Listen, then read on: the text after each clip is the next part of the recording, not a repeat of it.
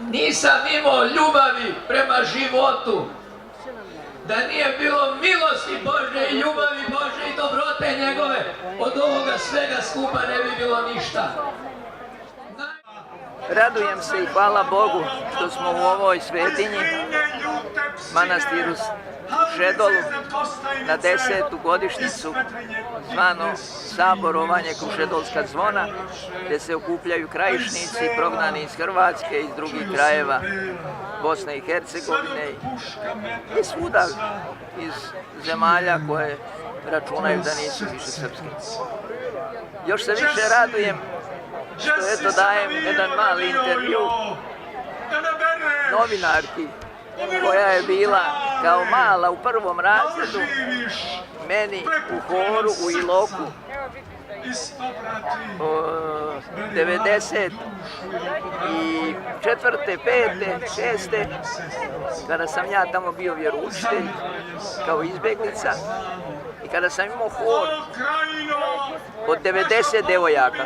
On se zvao Mladenci, a poslije sam ja podijelio male na Vera, nada i ljubav, a mladenci su ostali ovni veliki srednjoškolke i tako dalje. Mnogo smo putovali, bilo mi je drago, ja i moja Jovanka smo živjeli za tu djecu i mnogo smo ih voljeli i poslije smo se raširili svako sebi. I tako sam osiromašio se, jer ja sam uvijek bio horovođa. Od 20 godina ja sam crkveni horovođa i vjeroučitelj i tako dalje. Pa mi je izuzetno drago što sam danas sreo jednu od tih. A Vera, nada i ljubav, ona se slavi 30.9. Imali smo jednu slavu, samo jednu slavu smo imali zasebno, a mladenci, to 40 sebastijanskih učenika su imali, oni se slave 22. marta, imali smo veličanstvene slave i u hotelu i tako dalje, i muziku i sve i to. Vi ste se sad kao velika, što kaže eto novinarka, pa se srela sa Čika Brankom. Čika Branko sve stariji, 75 godina, ali Čika Branko je jedan. Ne postoji nigde čovjek koji je radio makete bez ruku i koji je toliko imao izložbi, 314, i koji je obišao svijet i kome se divilo. Eto danas, hvala Bogu, da sam mogao ovdje da ljudima kažem da nose svoje breme i nose svoj krst i da ne ropću na život. Čovjek ako ima zdrav razum, ako ima zdrav duh, ako ima karakter, ako ne ropće na život, onda nema nešto što on ne može, što on ne bi mogao prevazići, a ja sam tome najbolji svjedok, jer ja sam, samo me nisu pregazile ona što valja asfalt i nisu me poterali kroz mašinu za meso, ovo sve drugo je bilo, a eto hvala Bogu Branko je opet imam jednu galeriju u kojoj dolazi puno svijeta, eto dok mogu. Ali eto, malo prije sam rekao da sam 3. put operisao srce i to jako teško, još me uvijek boli nogu kad se trese i tako. Ali hvala Bogu, ja sam još uvijek onaj, kaže kako si Branko tako, uvijek veseo. Pa moja tuga je moja, ona nije ničija. Kao što moje grijesi su moji, moje vrline su samo moje.